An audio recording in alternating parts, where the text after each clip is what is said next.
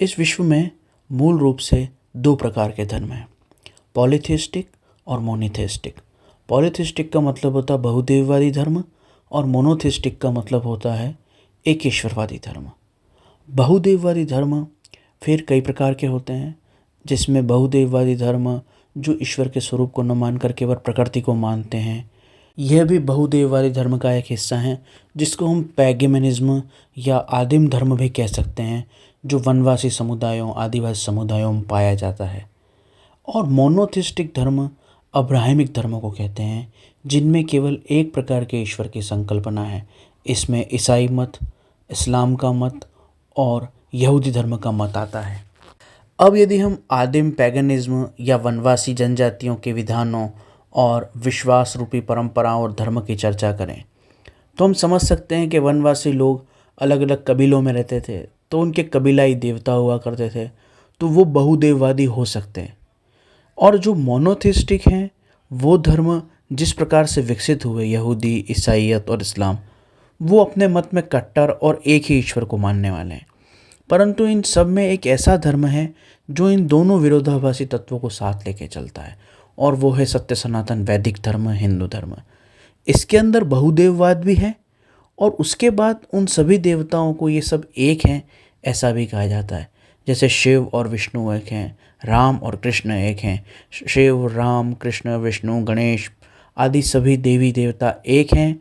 कोई छोटा नहीं है, कोई बड़ा नहीं है, कोई कमज़ोर नहीं है, कोई शक्तिशाली नहीं है, सभी एक हैं। भगवान में कोई भेद नहीं है। तो इस तत्व को समझने के लिए हम आज चर्चा करेंगे, किस प्रकार 33 कोटि देवता होते हुए भी वो सब एक हैं।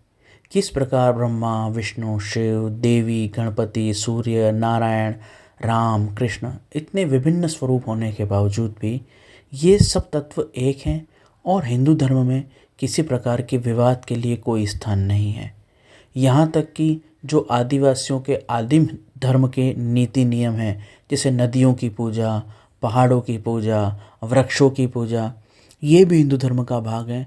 तो इतना व्यापक हिंदू धर्म, जिसमें वृक्षों, वनस्पति, सूर्य, चांद, तारे, नदियों आदि की पूजा भी है, देवी देवताओं की पूजा भी है, निराकार ईश्वर की पूजा भी है, अर्थात बहुदेववाद उपस्थित है। और साथ ही में ये जो बहुदेव स्वरूप हैं, ये बहुत से विभिन्न ईश्वर के स्वरूप हैं। ये एक ही परब्रह्म परमात्मा से उत्पन्न है, उसी के विभिन्न प्रतिबिंब हैं। इस प्रकार से एकेश्वरवाद भी उपस्थित है। तो बहुदेववाद और एकेश्वरवाद का समन्वय एवं इनको एक रूपता देना, इनको एक रूप समझना, यह सिद्धांत हिंदू धर्म में कैसे स्थापित किया गया, आज हम इस पे चर्चा करेंगे। इसके लिए सबसे पहले मैं शिव पुराण के कुछ श्लोकों को यहाँ पर उद्धृत करना चाहूँगा, जो शिव पुराण रुद्र संहिता के अध्याय 43 में हमको उपलब्ध होते हैं, जो सतीखंड का अंतिम अध्याय है, जो भगवान शिव ने दक्ष को उपदेश दिया था। सर्वभूतात्मनामेक भावना यो न पश्यति त्रिसुराणां भिदा दक्ष स शान्तिमधिगच्छति यः करोति त्रिदेवेषु भेदबुद्धिं नराधमः नरके स वसिन्नूनं यावच्चन्द्रतारकम् हरिभक्तो हि मां निन्देत् तथा शिवो भवेदि तयो शाप भवेयस्ते तत्त्वप्राप्तिर्भवेन्नहि।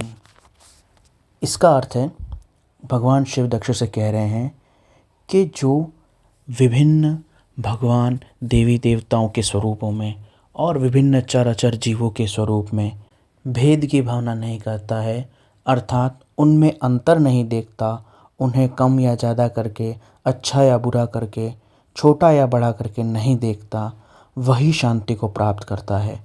जो संपूर्ण चराचर जीवों में, विभिन्न देवी देवताओं, उनके स्वरूपों में भेद नहीं करता है, वही शांति प्राप्त करता है। और जो मूर्ख विभिन्न देवी देवताओं में भेद बुद्धि करता है, जो मूर्ख विभिन्न जीवों में, चर अचर जीवों में, प्राणियों में भेद करता है, वह नराधम, वह मनुष्यों में नीच, निकृष्ट और अधम नरक के अंदर तब तक पड़ा रहता है और सड़ता है जब तक इस दुनिया में सूर्य और चंद्र विद्यमान हैं, जब तक तारा, आकाशमंडल आदि विद्यमान हैं। जो श्री विष्णु का भक्त होकर शिवजी की निंदा करता है, या शिवजी का भक्त होकर भगवान विष्णु की निंदा करता है अथवा किन्हीं देवी देवताओं का भक्त होकर किन्हीं अन्य देवी देवताओं की निंदा तुलना करता है, उसे शाप लगता है और वह कभी भी ईश्वर के स्वरूप को नहीं प्राप्त कर सकता, वह कभी भी तत्व को नहीं प्राप्त कर सकता। तो ये भगवान शिव जी द्वारा कहा गया एक उपदेश है जो शिव महापुराण के इस अध्याय में दिया गया है। ऐसा ही एक उपदेश हमको श्री रामचरितमानस में भी प्राप्त होता है, जहाँ पर भगवान राम अयोध्या वासियों को यही ज्ञान देते हैं कि जो मुझ में और भगवान शिव में अंतर मानता है वह नरक में जाता है, वह दोष का भागी होता है, उसे न मेरी प्रसन्नता प्राप्त होती है न भगवान शिव की प्रसन्नता प्राप्त होती है। इसी प्रकार के श्लोक का ज्ञान हमको श्रीमद् भगवद गीता में भी मिलता है, जब भगवान श्री कृष्ण कहते हैं कि चाहे व्यक्ति किसी का भी भजन करे वो मेरा ही भजन कर रहा है और मेरा ही स्वरूप की भक्ति कर रहा है, मेरे और अन्य देवताओं के स्वरूप में भेद नहीं है। हाँ, उसकी यह पूजा इस अविधान पूर्वक है कि वो यह नहीं जानता कि सब कुछ भगवान का ही स्वरूप है। तो इन सभी अध्यायों के उद्धरण का एक ही उद्देश्य निकलता है कि भगवान के स्वरूप, नाम, उनके विभिन्न विधान अलग अलग हो सकते हैं। कोई उन्हें शिव जी के नाम से जानता है, कोई कृष्ण, कोई राम, कोई हनुमान जी के नाम से। अपनी आवश्यकता, अपनी जिज्ञासा, अपनी रुचि के भेद से विभिन्न आराध्य एवं इष्ट स्वरूप की पूजा की जाती है, आराधना की जाती है, पर मूलभूत रूप से यह सभी स्वरूप एक हैं। यह ज्ञान हमारे ग्रंथों में पहले से ही शिव के द्वारा भगवान श्री कृष्ण, भगवान श्री राम, माँ जगदम्बा एवं ऋषि मुनियों द्वारा दिया गया है। यही कारण है कि विभिन्न स्वरूप होते हुए भी हम कभी देवी देवताओं की तुलना और भेद नहीं करते, क्योंकि इसका फल पाप, श्राप और नरकवास कहा गया है। परंतु ऐसा क्यों कहा गया है, इसे समझने के लिए हमको केन उपनिषद और विवेक चूड़ामणि के ऊपर थोड़ी चर्चा करनी चाहिए। एक बार जब शिव का वचन आ गया तो इसमें संशय रहता नहीं है, पर इस सिद्धांत का एक तार्किक कारण खोजने के लिए हमको उपनिषद अथवा विवेक चूड़ामणि अथवा वेदांतिक ग्रंथों की शरण में जाना होगा। जब हम विवेक चूड़ामणि पढ़ते हैं तो उसमें भगवान शंकराचार्य ने एक गुरु द्वारा एक शिष्य को उपदेश दिए जाने का पूरा दृष्टांत बताया है। जब शिष्य जिज्ञासा करके अपने गुरु से ईश्वर तत्व का ज्ञान पूछता है, तब शिष्य को जो उपदेश दिया गया उसे विवेक चूड़ामणि ग्रंथ के रूप में भगवान शंकराचार्य ने हमारे लिए उद्धृत किया है। उसे गुरु भगवान कहते हैं कि पुत्र, जो तुम भोजन खाते हो उससे जो शरीर पुष्ट होता है, जिसे हम नेत्रों से देख सकते हैं, वह तुम्हारा अन्नमय कोश है, अर्थात वो तुम्हारा शरीर है जो तुम्हारे भोजन से निर्मित हुआ है, जिसे देखा और महसूस किया जा सकता है। जिस शरीर के द्वारा तुम्हारी सांसें चल रही हैं, जो ऊर्जा तुम्हारे शरीर में भोजन को पचा रही है, रक्त का संचरण कर रही है, उस ऊर्जामय शरीर को प्राण शरीर कहा जाता है। उस प्राण शरीर के अंदर मनोमय शरीर है। मनोमय शरीर या मनोमय कोश है। मनोमय कोश का अर्थ होता है जहाँ तुम्हारे भीतर सतत विचारों का प्रवाह चल रहा है, जहाँ तुम्हारे अंदर भिन्न भिन्न इच्छाएं, वृत्तियाँ, शब्द, रूप आदि अनुभव होते हैं, आदि सब प्रकट होते हैं, उसे मनोमय शरीर या मनोमय कोश कहा जाता है। उस मन की इस गति को जानने वाला विज्ञानमय या बुद्धि का शरीर है, जो तुम्हारा ज्ञानमय कोश कहा जाता है। उस ज्ञानमय शरीर का आधार तुम्हारा आनंदमय शरीर है, जहाँ पर तुम प्रसन्नता अथवा दुख का अनुभव करते हो, और यह अनुभव जिसकी सत्ता से होता है वह जीवात्मा है, वह तुम्हारी चैतन्य सत्ता है, वो तुम्हारा जीवन शक्ति, प्राण तत्व का आधार आत्मा या चेतना या जीवन शक्ति है। वह चेतना या जीवन शक्ति परमात्मा का प्रतिबिंब है, परमात्मा का अंश है। जिस प्रकार से तुम्हारे शरीर में स्थित आत्मा तुम्हारा व्यष्टि जीवन का आधार है, उस तरह जो सभी के जीवन का आधार है, सभी को चैतन्य की शक्ति प्रदान करने वाला है, सभी को जीवन की शक्ति प्रदान करने वाला है, वह तत्व समष्टि आत्मा है, अर्थात परम आत्मा है, क्योंकि वो सभी को जीवन शक्ति, सभी को प्राण शक्ति, सभी को चैतन्यता प्रदान करता है। जिस प्रकार आकाश में उदय हुआ सूर्य तालाब, पोखर, नदी आदि सब में अलग अलग भासता है, परंतु वह एक है, उसी प्रकार से सभी मनुष्यों, पशु, पक्षी, वृक्ष, स्थावर, जंगम आदि में चैतन्य शक्ति जो प्रतिबिंबित हो रही है वो उस समष्टि परम आत्मा की ही है। और वही परमात्मा शिव, राम, कृष्ण, जगदम्बा, देवी, दुर्गा, गणेश आदि विभिन्न रूपों में, विभिन्न भावनाओं में भक्तों की भावना अनुसार प्रकट है। अतः सब कुछ मूल रूप से, तत्व रूप से एक परम सत्ता ही है। ये विवेक चूड़ामणि का सारांश रूप ज्ञान है। इसी प्रकार से कैन उपनिषद का ज्ञान है, जहाँ पर एक शिष्य अपने गुरु से पूछता है कि किसकी शक्ति से ये कानों को सुनने की प्रेरणा होती है। वो कौन तत्व है जिससे आँख देख पाती है। वो कौन तत्व है जिससे हृदय धड़कता है। वो कौन तत्व है जिससे श्वास चलती है।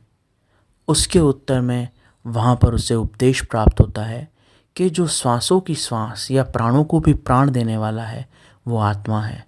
जो इन कानों को सुनने की शक्ति देने वाला है वो आत्मा है।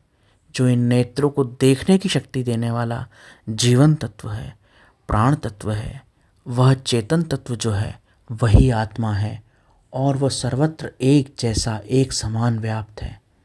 जिस प्रकार समुद्र में चारों ओर केवल जल ही जल है, वहाँ पर अगर बर्फ़ है तो भी जल है, वहाँ पर अगर झाग और बुदबुदें हैं तो भी जल है, वहाँ जो लहरें हैं तो भी जल है, वहाँ से उछल के जो बूंदें गिर रही हैं वह भी जल है, सूर्य के ताप से जो वह वाष्प बन रहा है वो भी जल है, आकाश से जो बरस रहा है वो भी जल है।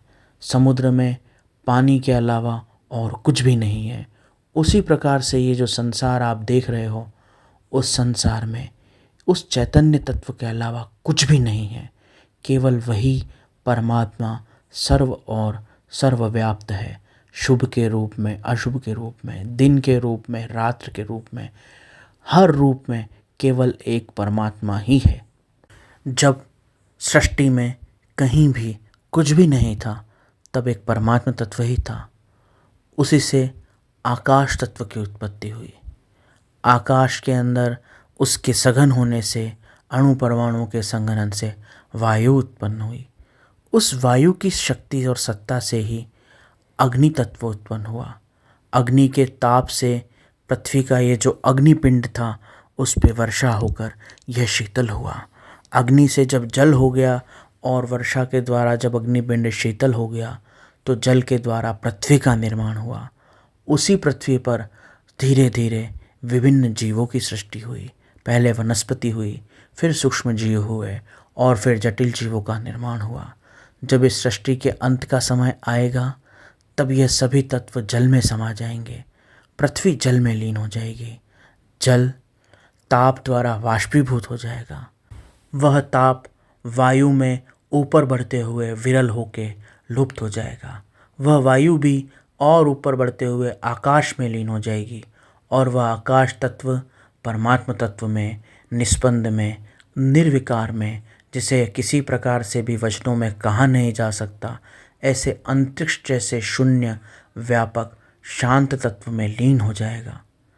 इस प्रकार सभी कुछ उस अव्यक्त, निराकार, शून्य से भी शून्य, भावों से अतीत, शब्दों से अतीत, रूप दर्शन आदि से अतीत परमात्मा तत्व से उत्पन्न हुआ है, जिसे किसी प्रकार जाना नहीं जा सकता, और उसी में लीन हो जाएगा जिसे किसी प्रकार जाना नहीं जा सकता। वही परम तत्व है। और तुम जो भी शरीरधारी देखते हो अथवा जड़ चेतन वस्तुएं, वृक्ष पर्वत आदि देखते हो, नदी जल आदि देखते हो, वो सब उसी से निर्मित है। जो विभिन्न कल्पनाएं, धर्म, देवी देवता, मत, पंथ, मजहब आदि सब तुम देखते हो, वो सब उसी के द्वारा निर्मित हैं और उसी के कारण सत्ता प्राप्त करके विकसित हो रहे हैं। मनुष्य ने अपनी सुविधा के अनुसार इन सब मतों आदि का निर्माण किया है। वो परम तत्व इन सब में एक समान रूप से है। अतः विभिन्न भेद बुद्धि करके, तुलना करके द्वेष करना, घृणा करना और प्रतिस्पर्धा करना यह महामूर्खता है। यही कारण है कि हिंदू धर्म में विभिन्न देवी देवता होते हुए भी सब में मत ऐक्य है, सब में समन्वय है और सब में संतुलन है और विवाद नहीं है। क्योंकि हिंदू इस सामान्य सिद्धांत को, सनातनी इस सामान्य सिद्धांत को स्वीकार करता है कि हम प्रतिमा बनाते हैं और उसकी पूजा करते हैं और फिर हम ही उसे जल में विसर्जित कर देते हैं। जिस प्रकार से शरीर बनते हैं, रहते हैं और फिर नष्ट हो जाते हैं, उस प्रकार से परमात्मा की सत्ता मात्र से ये संपूर्ण सृष्टि बनी है, स्थिर है और फिर नष्ट हो जाती है।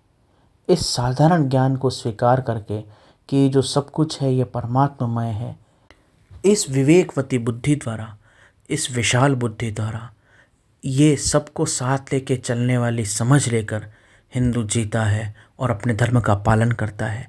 इसलिए उसे ये मूर्खता कभी नहीं सताती कि ये किसी दूसरे भगवान को मान रहा है तो ये गलत कर रहा है, ये नास्तिक है तो ये गलत कर रहा है, ये अगर इस तरह का आचरण कर रहा है तो ये सही या गलत कर रहा है। ऐसी जड़ता हिंदू में कभी नहीं आती, क्योंकि वो इस मूल ज्ञान को समझ रहा है कि जिस प्रकार समुद्र में सभी चीज़ें केवल जल ही हैं, चाहे वो बर्फ़, बुलबुले, लहरें अथवा बादल, वर्षा और हिलोरें हों, उसी प्रकार इस जगत में केवल परमात्मा ही है। अगर सुबह उसकी है तो शाम और रात भी उसी परमात्मा देव की है। अगर मूर्ति पूजा उसकी है तो वो निराकार और एकेश्वरवाद भी उसी का है। अतः घृणा का अस्तित्व कहीं नहीं है और उसकी आवश्यकता कहीं नहीं है। ये वो मूल ज्ञान है जो हमारे शास्त्रों में, हमारे ग्रंथों में विभिन्न प्रकार से समझाया गया है। गीता, शिव पुराण, भागवत पुराण, देवी भागवत, उपनिषद, वेदांत, सांख्य दर्शन, सभी में इस एकत्व के ज्ञान को, इस ईश्वरीय ज्ञान को, इस देवीय विज्ञान को विभिन्न दृष्टांतों से, कहानियों से, रुचिकर काल्पनिक कथाओं से, सत्य से, विज्ञान से, गणित से, हर प्रकार से इसी को बार बार समझाया और प्रमाणित किया गया है। इसलिए जो थोड़ा बहुत भी हिंदू धर्म का अभ्यास कर लेता है वो धर्म के नाम पे लड़ाई और झगड़ा कभी नहीं कर सकता। ओम नमः शिवाय। हर हर महादेव। हरि ओम नमः शिवाय।